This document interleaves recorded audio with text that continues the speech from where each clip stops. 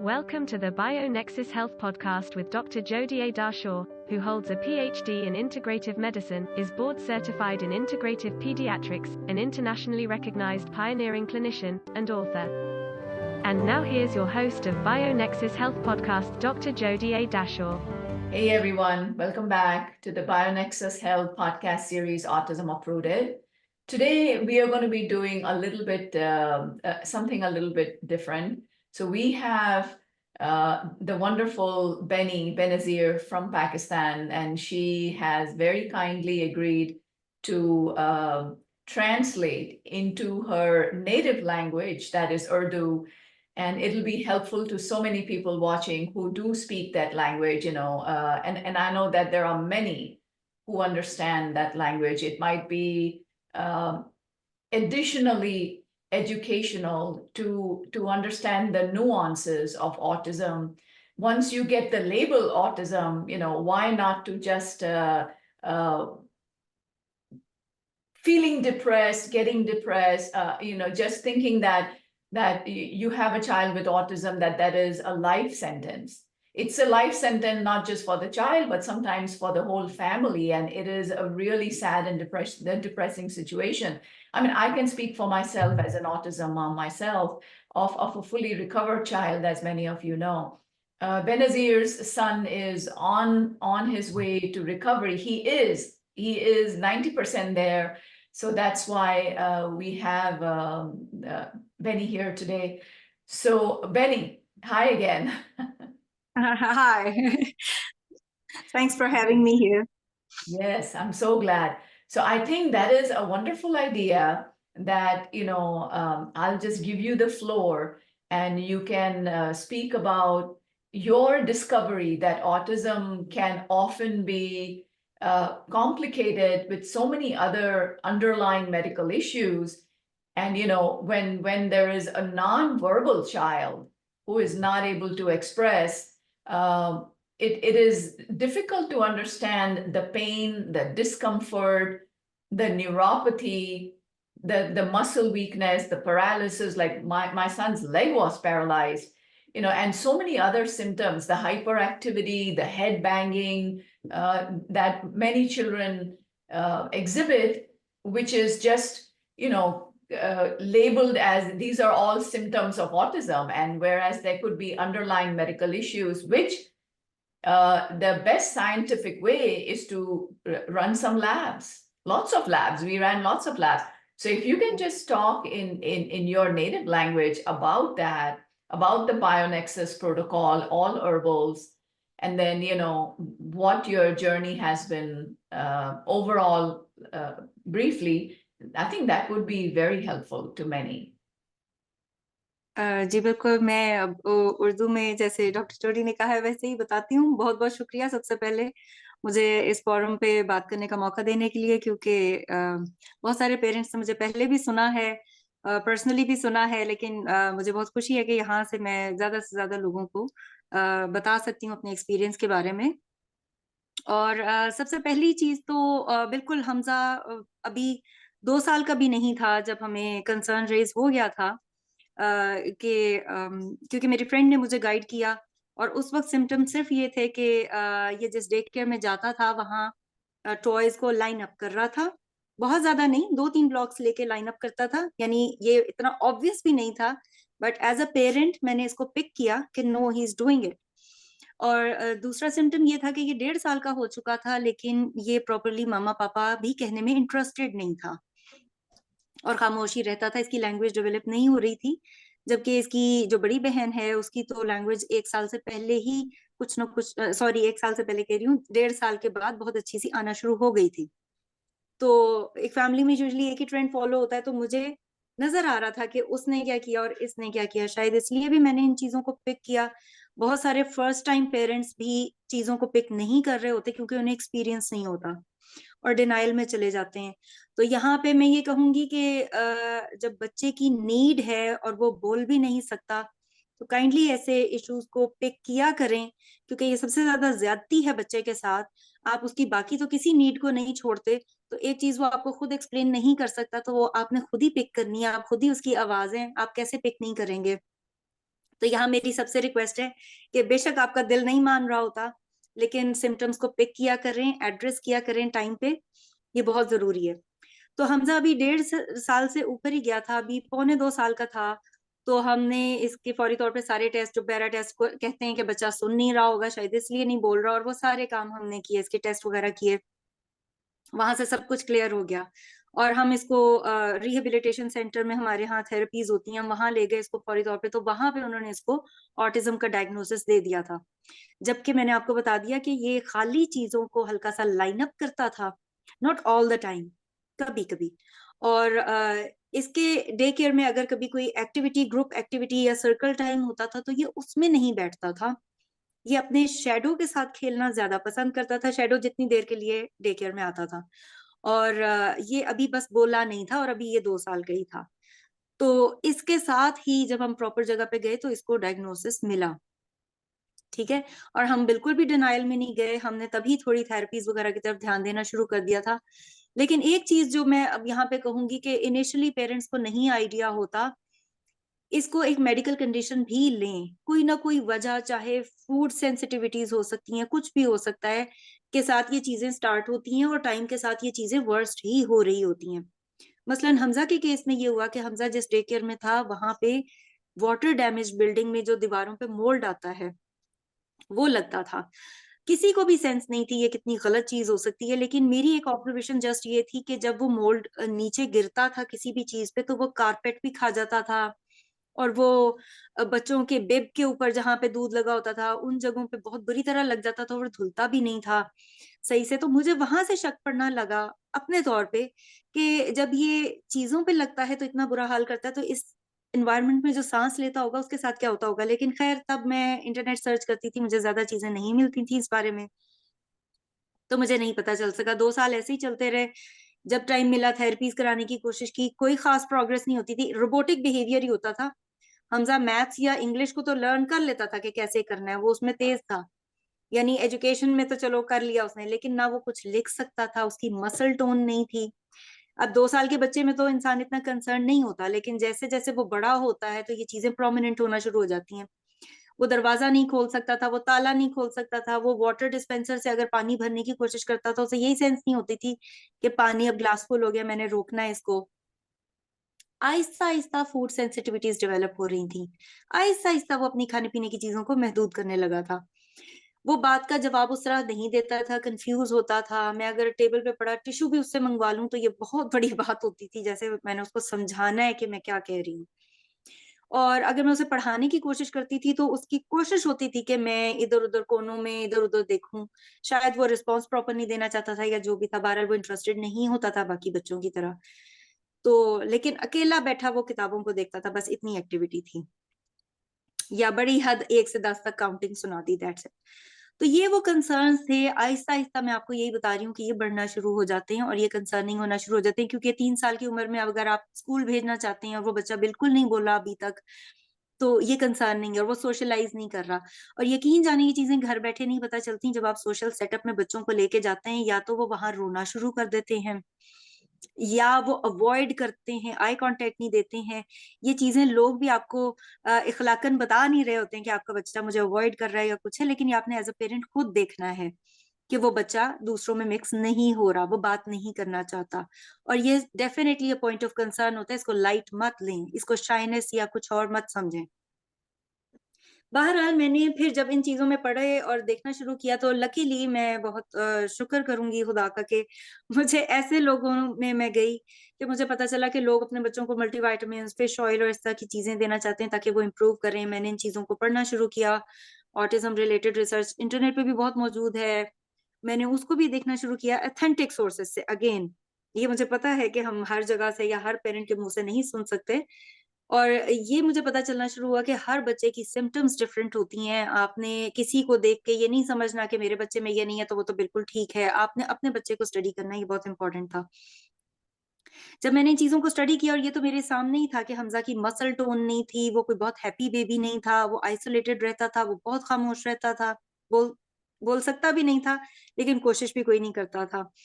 और वो इस तरह की चीजें जब मैंने देखी, और उसको बुखार वगैरह नहीं होता था, ये तो मुझे पहले पता ही नहीं था कि ये पॉइंट ऑफ कंसर्न होना चाहिए कि अगर उसे फीवर नहीं होता, और मैं समझती थी कि वो हेल्दी है।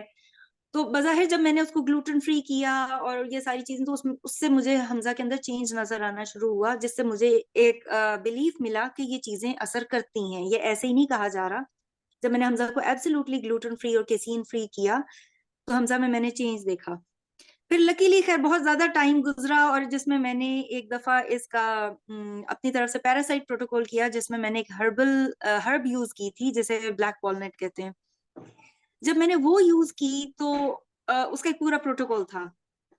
जब मैंने वो यूज किया तो मैंने हमजा में फर्स्ट टाइम देखा कि उसने पॉइंट किया एक खास दफा।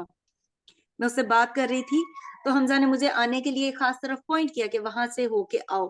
तो मैं बहुत हैरान हुई कि इतना बड़ा चेंज इसमें इस प्रोटोकॉल से कैसे आया। और उस दफा मैंने एक हर्ब यूज की थी, ब्लैक वॉलनट। तो सम हाउ मेरा बिलीव अल्लाह मियाँ की नेचुरल चीजों पे तो था ही था। मेरा बिलीव था कि अल्लाह मियाँ ने यहीं कहीं एनवायरनमेंट में शिफा भी रखी होगी। और जब ये यूज किया और हमजा में एकदम से चेंज आया, और उसने आई कांटेक्ट मुझे देना शुरू कर दिया, तो मुझे उससे शक पड़ा कि इसने काम किया है।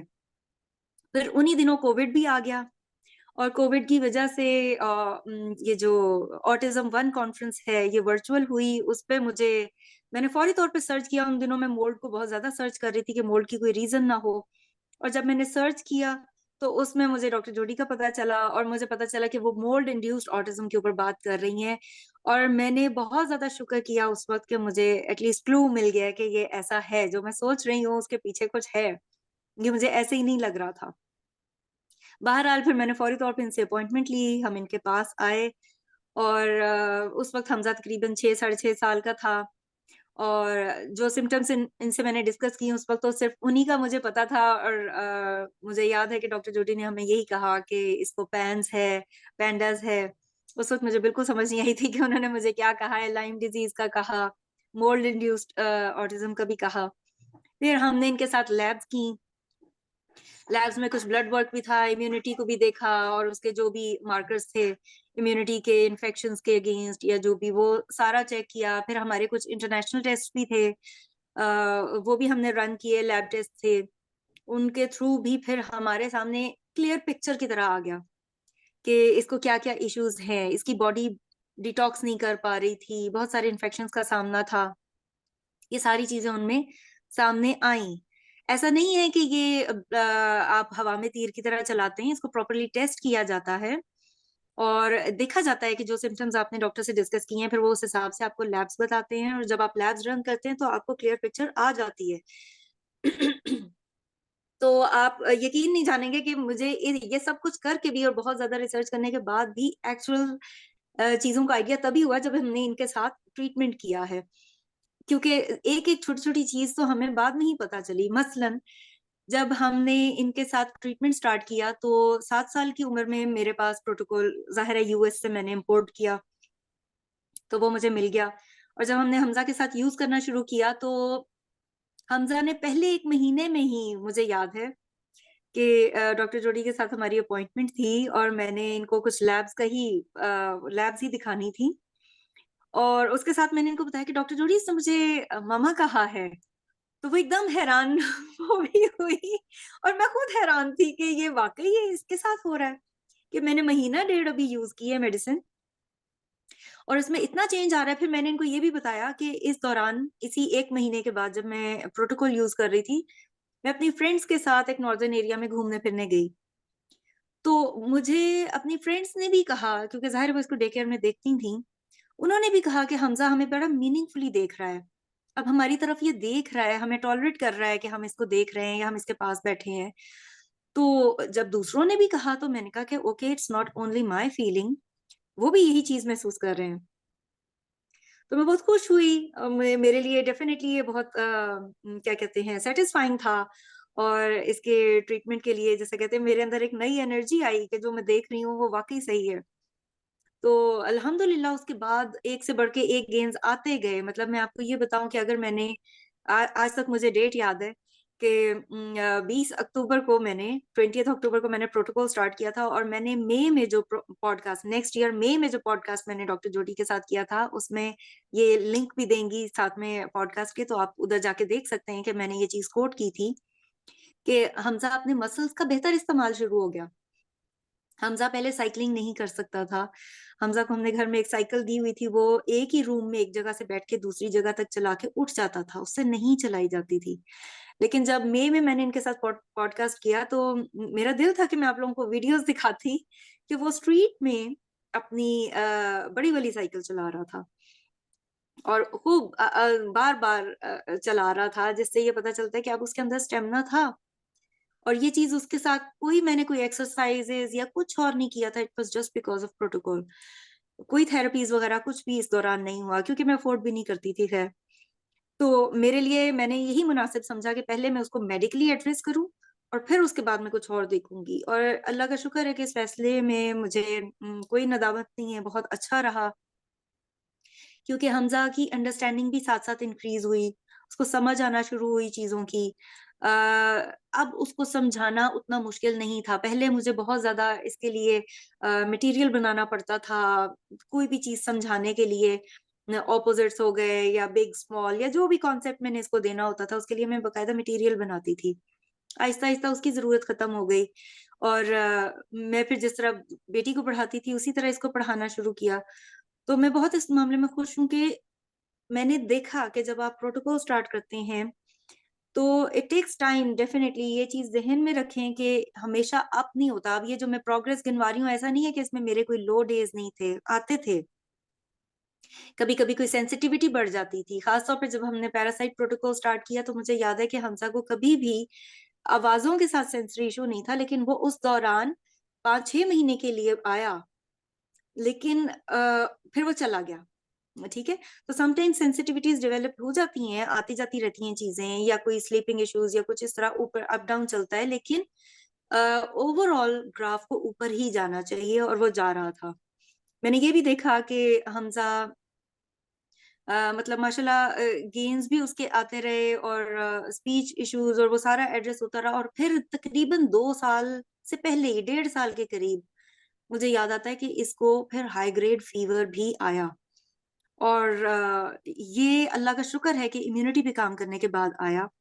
कहने का मतलब ये कि प्रोटोकॉल में डेफिनेटली इम्यूनिटी पे काम हो रहा था, और उससे हुआ ये कि अब हमजा ने बकायदा जो उसका सही रिस्पांस होता है, जब भी कभी कोई बीमार हो तो बुखार चढ़ना एक नेचुरल रिस्पांस है, जिसने उस बीमारी को कंट्रोल करना है। ये रिस्पांस पहले मौजूद नहीं था, क्योंकि एक्सपोजर्स तो रहते हैं बच्चों को, ये ना समझें कि बच्चे एक्सपोजर्स में नहीं होते, एक्सपोजर्स तो एवरीवेयर हैं।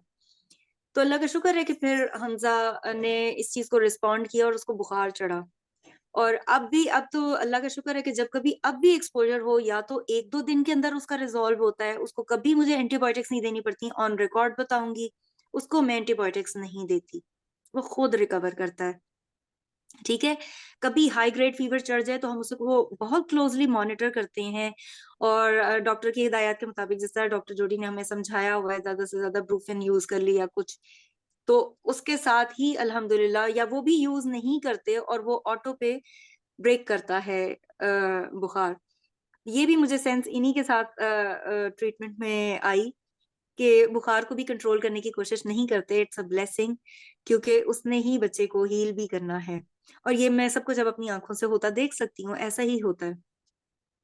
तो अल्लाह का शुक्र है कि उसकी इम्यूनिटी की चीजें, उसकी रिसेप्टिव लैंग्वेज, फिर उसकी एक्सप्रेसिव लैंग्वेज, उसकी कॉग्निशन, उसकी मसल टोन, मतलब माशाल्लाह माशाल्लाह, अब हमजा स्कूल में खुद राइट, मतलब रिटन वर्क उसका होता है, बल्कि कुछ वो घर के लिए भेजते हैं, कुछ वो स्कूल में करवाते हैं, और मुझे यकीन नहीं आता कि वो डबल डबल काम एक ही दिन में करवाते हैं उससे। स्पीच की क्लास उसे खुद पसंद है, वो खुद जाता है और अपनी क्लास में कहता है टीचर को कि मैंने स्पीच की क्लास में जाना है। और 2-3 दफा ये असेंबली में नात भी पढ़ चुका है। और मतलब ये वो चीजें हैं जिसके लिए मैंने इसको ट्रेन नहीं किया। ये खुद खाना खाता है, चम्मच से भी, और रोटी भी खुद खाता है। ये घर आके फौरी तौर पे खुद अपना ड्रेस चेंज करता है, ड्रेसेस में अपनी चॉइसेस भी बताता है, बुक कौन सी रीड करनी है वो भी बताता है, यूट्यूब प्ले करता है, यूट्यूब में अगर किसी चीज के इसके स्पेलिंग्स ना आते हो तो मुझे कहता है मेडागास्कर स्पेलिंग्स, इस तरह से मुझे कह के पूछता है, इसे क्वेश्चन करना आता है, इसे रिकॉलिंग इसकी अब अच्छी है। अगर मैं इसे कोई पुरानी बात करती हूँ तो इसको समझ आती है। तो पुरानी बात अगर बच्चे को ना समझ आए तो आप उसको कोई जैसे कहते हैं उसका लर्निंग प्रोसेस बहुत बुरी तरह इफेक्ट होता है, क्योंकि ना आप उसको पनिशमेंट हल्की फुल्की दे सकते हैं, ना आप उसको कुछ समझा सकते हैं अगर उसको कोई पुरानी बात याद नहीं आ रही। तो अब उसे माशाल्लाह मैं उससे बताती हूँ कि क्योंकि तुमने ये किया था इसलिए अब हम ये नहीं करेंगे। ये बातें अब मैं उससे कर सकती हूँ। अब मैं उसे कॉम्प्लेक्स इंस्ट्रक्शंस दे सकती हूँ। फॉर एग्जाम्पल अगर मैं कहती हूँ कि हमजा, अब ये मुझसे आके पूछता है कि मेरा पेन कहाँ गया। वो एक टॉकिंग पेन है इसका, लीप फ्रॉग का, बहुत पसंद है इसे। ये खुद ही कहीं इधर उधर रख देता है, फिर मैं इसको कहती हूँ हमजा जाए बेड पे चेक कर लें, हमजा आपने वहां तो नहीं रखा। तो ये समटाइम्स इसको याद भी होता है, जाके ढूंढ लेता है चीज, या फिर मुझसे पूछ पूछ के कि किधर ढूंढना है, ये ढूंढता है। तो इसे ये बातें समझ आती हैं। पहले मैं इसे इस तरह की बातें नहीं कर सकती थी कि हमजा फ्रिज से ये निकाल दो, मुझे ये वापस फ्रिज में रख दो। तो ये माशाल्लाह माशाल्लाह मतलब मेरे साथ अब ब्लेंड इन होता है अभी भी ये। अब और दूसरा ये कि ये मत समझें कि ओवरनाइट कोई चीज होती है। ट्रीटमेंट बहुत एक स्लो प्रोसेस होता है, खासतौर पे इनिशियली तो बहुत ज्यादा डिटॉक्स करना है, एंटी पैरासाइट प्रोटोकॉल चलना है, आपके जितने फटीग्ड ऑर्गन्स हैं आपने उसको देखना है, आपने इम्यूनिटी के ऊपर काम करना है। इम्यूनिटी के ऊपर कभी ओवरनाइट काम नहीं होता, थोड़ा सा लंबा काम होता है। पैंस एंड पैंडास और लाइम वगैरह ये सब कुछ इम्यूनिटी से रिलेटेड है। और हमारे बच्चों की इम्यूनिटी डेफिनेटली इफेक्टेड थी तो ही बात यहाँ तक पहुंचती है ना। तो जैसे ही आप इन चीजों के ऊपर काम करना शुरू करते हैं आपको प्रोग्रेस खुद ब खुद नजर आती है। और फिर एक टाइम ये आता है कि जब आपकी बॉडी क्लीन हो चुकी होती है और उसको फिर प्रोग्रेस करने का, हील करने का मौका भी मिलता है बहुत ज्यादा। तो ये चीज मैं अपनी आंखों से देख सकती हूँ कि ये ऐसे ही हो रहा है। वो तो अल्लाह की मर्जी है कि अल्लाह मियाँ ने इसको कितनी हीलिंग देनी है। और अल्लाह मियाँ से दुआ है कि सारे बच्चे हील करें, सब बच्चों के नसीब में ये सब कुछ हो, और पेरेंट्स को सुकून मिले, और सब कुछ पेरेंट्स भी जिस टर्मोइल से गुजर रहे हैं वो ठीक हो। लेकिन इसमें एक कंसिस्टेंट एफर्ट शामिल है। इसके साथ डॉक्टर जोडी ने हमें डाइट भी बताई कि डाइट आपने कैसी यूज करनी है। फॉर एग्जाम्पल किस हद तक ऑर्गेनिक रहना है, ऑर्गेनिक भी रहना है, आप उसको फ्रूट्स एंड वेजिटेबल्स उसके बढ़ाएं, और ग्लूटेन हम निकाल देते हैं, कैसीन एक हद तक निकाल देते हैं। ये सब डॉक्टर की गाइडेंस के साथ चलता है। और आपने बहुत कंसिस्टेंट होकर, स्ट्रिक्ट होकर, रिलीजियसली इसको फॉलो करना होता है। लाइफस्टाइल और डाइट के बगैर मेडिसिन नहीं, मेडिसिन के बगैर लाइफस्टाइल खाली कुछ नहीं है। आपने इन सब चीजों के ऊपर काम करना होता है, हर चीज काउंट करती है। तो ये इनकी गाइडेंस के मुताबिक भी, और हमने इन चीजों का ख्याल रखा। शुरू में तो आप यकीन जाने में बहुत ज्यादा एसी भी यूज नहीं करती थी, एयर कंडीशनर्स यूज नहीं करती थी, क्योंकि उसके अंदर भी बैक्टीरिया होता है। ये सारी चीजें आपको लर्न करनी पड़ती हैं कि आपकी लाइफ में कौन कौन सी चीजें बुरा इफेक्ट रख रही हैं। तो उन चीजों को आप अवॉइड करते हैं। मैंने बहुत मिनिमम पे रखा इन चीजों को। एयर फिल्टर भी यूज किया ताकि एनवायरनमेंट में जो मोल्ड होता है या अदर बैक्टीरिया वायरसेस होते हैं आप उनको भी लो पे रखें, बच्चे को हील करने का मौका दें। मैं इन चीजों से डरा नहीं रही हूँ, ये चीजें अच्छा इफेक्ट लाती हैं, आपकी बाकी फैमिली भी हेल्दी डाइट, हेल्दी लाइफस्टाइल की तरफ आती है। आप लर्न करते हैं कि आप कितनी गलती की तरफ जा रहे थे। और मैं तो इसको एक इस तरह से भी ब्लेसिंग देखती हूँ कि आने वाले दौर में बहुत ज्यादा टॉक्सिन्स हैं। तो अल्लाह का शुक्र है कि अल्लाह मियां ने मुझे ये सेंस दे दी है। मेरी बेटी भी है, अब मुझे पता है कि मैंने ये गलतियां उसके साथ रिपीट नहीं करनी। उसने भी कल को माँ बनना है, उसने भी कल को घर देखना है। तो जब भी अल्लाह मियां ने चाहा हमें ये सिखा दिया इस बच्चे के थ्रू, तो अल्लाह का शुक्र है कि अब हम पूरी कोशिश करते हैं अपनी सेंस के साथ कि हम गलत चीजों की तरफ मत जाएं, गलत लाइफस्टाइल्स में ना पड़ें। अब हम कोई प्रोसेस्ड फूड, कोई बाहर की चीज, प्रोसेस्ड मीट, स्लांटी, लेज वगैरह कुछ इस्तेमाल नहीं करते बाहर से। हमजा हमेशा से घर की डाइट यूज करता है, और घर की डाइट भी सिर्फ घर की होने की वजह से हेल्दी नहीं होती। आपने हेल्दी ऑयल्स यूज करने हैं, आपने रॉ वेजिटेबल्स और वो सारी चीजें अपनी लाइफ में इंक्लूड करनी है। अपने घर से केमिकल के इस्तेमाल खत्म करने होते हैं। ये मॉस्किटो स्प्रेज, परफ्यूम्स, जो कॉस्मेटिक्स आप इस्तेमाल करते हैं सब आपकी लाइफ से निकल जाता है। आप एक बड़ी हेल्दी और सिंपल लाइफस्टाइल की तरफ चले जाते हैं, एंड यू डोंट रिग्रेट। और मैं ये आपको बहुत अच्छी तरह कहूंगी, जब आप अपने बच्चे को भी हील करता हुआ देखते हैं और जब आप खुद भी बेहतर हो जाते हैं, तो ये सारी चीजें एट द एंड आपको बहुत खुशी देती हैं। तो इस चीज में कोई वो क्या कहते हैं ना, बर्डन फील ना करें कि ये हम तो बदल जाएंगे, हम दुनिया से कट जाएंगे। आप दुनिया से जुड़ जाएंगे। जब आपका बच्चा ठीक होगा तो आप सोशली लोगों में उठ बैठ सकेंगे, सब कुछ कर सकेंगे। तो ये चीज आपको हेल्प ही करेगी। और एक चीज याद रखें, इस पूरे ट्रीटमेंट के दौरान जब आपका डॉक्टर आपको इजाजत दे देता है कि अब आपका बच्चा एनवायरनमेंट में जा सकता है, स्कूल में जा सकता है, उसको जरूर लेके जाएं। दुनिया से कट ऑफ ना हो। आपने उस बच्चे को सिखाना है, उसको ब्लेंड इन करना है और लोगों को भी सिखाना है कि हमारे साथ कैसे रहना है, हमारे बच्चों की कुछ नीड्स हैं।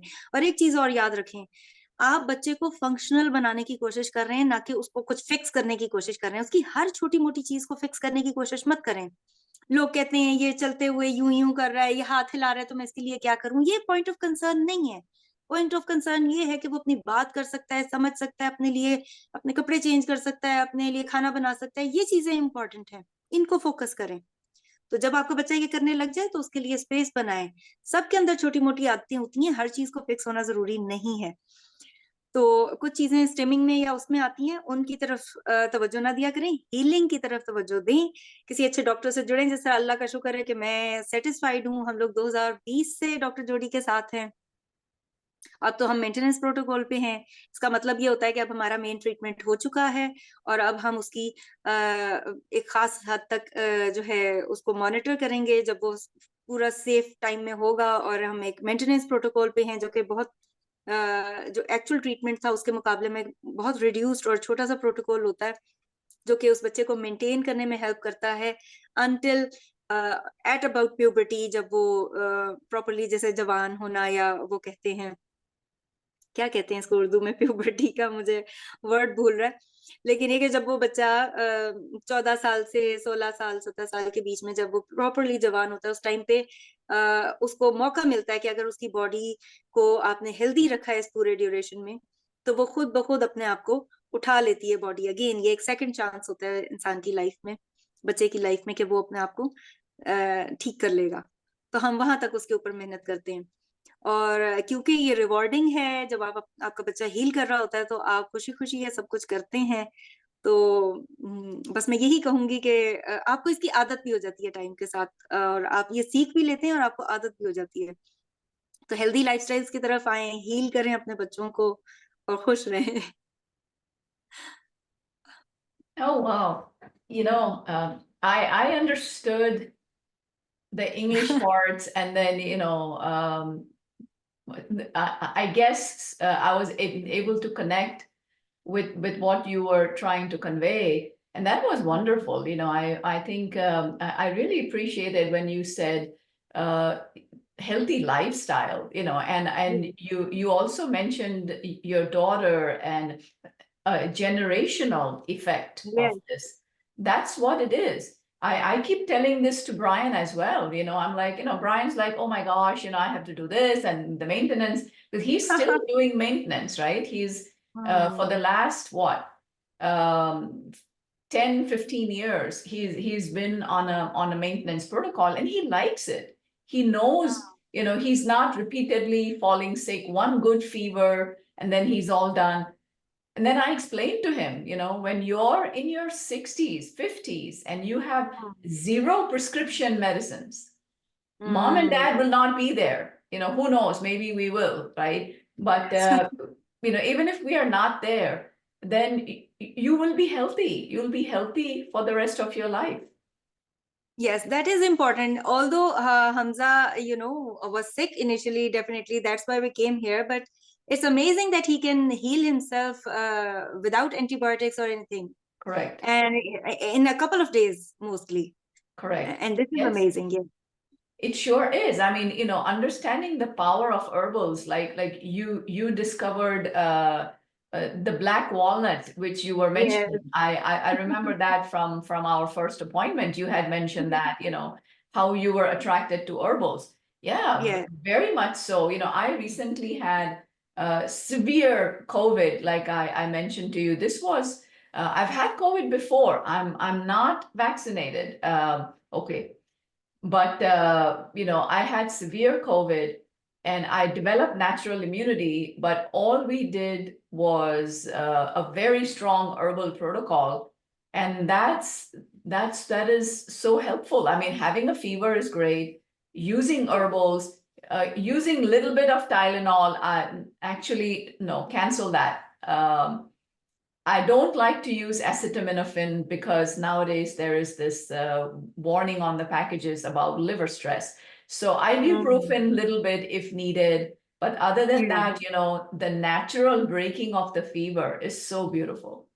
Yes, exactly. And it happens. You have to, have strong nerves as a mother. Yes.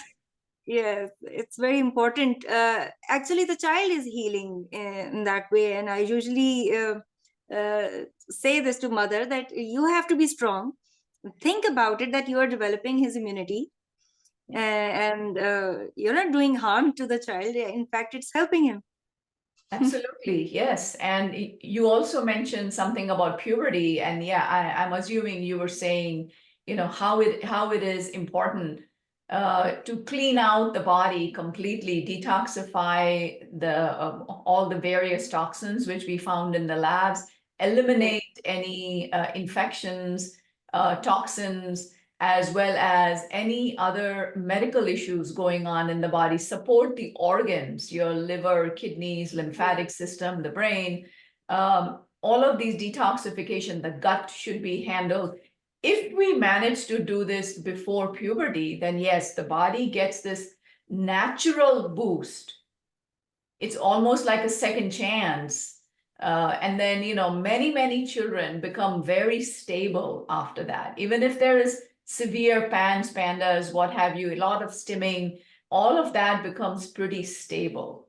Now, at the same time, I don't want to give any, I don't want to give, well, let me put it another way. I do want to explain to parents whose children are older with autism, like, if they are 12, 14, 16 years old, don't worry about that. It's because recovery is always possible. If we run the labs and we find out what the underlying issues are, the child will always recover. I've had children who are much older. The oldest child I have is actually from Saudi Arabia, and 26 years old when I first met him, and few words, and now he's talking fluently at the age of 28. So, I mean, it is not like an adult talking, of course. It's like, it's like a child talking, but when the language is fluent, he's like, Dr. Dashore, I went to Mecca, don't be upset, but, it's a holy place. So I had some gluten, I hope that was okay. So sweet. He's this, I'm like, no, I'm not upset. And it was just, him and his mom. His mom was able to travel. It was her lifetime dream to be able to go to this holy pilgrimage. And she was able to go with her son. Mom is a nurse, a wonderful lady, in the US. And she was able to go to Saudi with her son. And he had some gluten there. He said, and he was feeling guilty. He didn't want to come on the Zoom. And it was so beautiful that he has that awareness. Yes, And he's like, exactly. that was so cute. I was like, Ayub, don't even worry about it. It's fine. You can come on Zoom. And then he came, he's so sweet, so sweet. But yes, absolutely. Like the recovery is possible because we are looking at underlying medical issues, and those, if they are corrected, any symptoms that are mimicking autism caused by this PANS or mold-induced autism, then those will go away. So at all ages, there is hope. Exactly. In fact, we talked about it that there are many infections that mimic, almost more than 22 infections that mimic autism. And sometimes this PANS and PANDAS can even be triggered with the simple influenza that we get every day. Yeah. So obviously a normal person is not that concerned, but these children are responding that way. So we have to be concerned. Correct. Yes.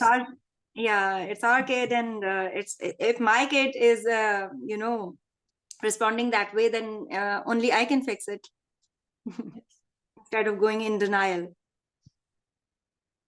So this combination of English and Urdu is amazing today. So I think it will get a really fantastic response. It will be helpful. The main goal, of both of us spending so much time in doing the recording and releasing it, as we know, is to help other people understand that there are so many options out there available. You don't have to feel that there is no options, that there are no there's no hope, that there are no alternative ways of, because I know in many countries many options are not made available. I don't want to get into all the different things that are, but treatment for autism is very limited to either extremely expensive options, which are just, like a shot in the dark, or just the basic therapies. They're all good. There are all good options available, but it's good to know that there are other options available as well. Yeah, there are other options available as well, but I personally believe that maybe you are talking in terms of medical options, all other medical options as well. But yes, I must say the natural is better. You don't have those side effects associated with it, which other treatments might have. So be safe and choose the natural ones, I must say, as there's no guilt in selecting such, protocols. I do agree with you. Yes, there's no antibiotics, no steroids, no anesthesia, no procedures, no surgeries, no nothing. There's nothing coming from someone It's else's just the DNA, no donors, exactly. no. I know. Yeah. Exactly. It's just the food-like medicine and non-invasive. You just have to, take a few. Initially, it's a little, lengthy protocol at initial stage, and that depends on the child's condition, definitely. If it's like Hamza, who had, a lot of issues, then it's extensive in the start, but gradually it reduces and it becomes really manageable. So it's worth doing. Yes. Very well said. And, we will pause on that very positive note. And I hope that everyone watching appreciates all the information that we have tried to share with you here today. So thank you for watching. And as always, keep smiling. And I'll see you on the next episode of the BioNexus Health podcast series, Autism Uprooted. Thank you so much, Benazir, again. Thank you. Thank you for joining Master Herbalist Dr. Jodie Dashore, Director of the BioNexus Health Clinic and BioNexus Herbals, on the BioNexus Health podcast, where we explore and share information and stories about recovering and healing from chronic and environmental illnesses such as mold biotoxin illness, Lyme disease, autism spectrum disorder, fatigue, Crohn's and colitis, mast cell activation syndrome, PANS, and more. Please help us grow our message by subscribing to our podcast channel and sharing the podcast on your social networks. For more information, visit bionexushealth.com. Information within this video, audio, or text, collectively known as the podcast, has not been reviewed by the FDA. Nothing within the podcast is intended as or should be construed as medical advice. Information is for general informational and educational purposes only. Consumers of the podcast should consult with their healthcare practitioners for medical recommendations. Seek the advice of a qualified healthcare provider. Do not disregard the advice of a healthcare provider based on any information from the podcast. The information within the podcast may contain information concerning dietary supplements or over-the-counter products that are not drugs. Our dietary supplement products are not intended for use as a means to cure, treat, prevent, diagnose, or mitigate any disease or other medical or abnormal condition.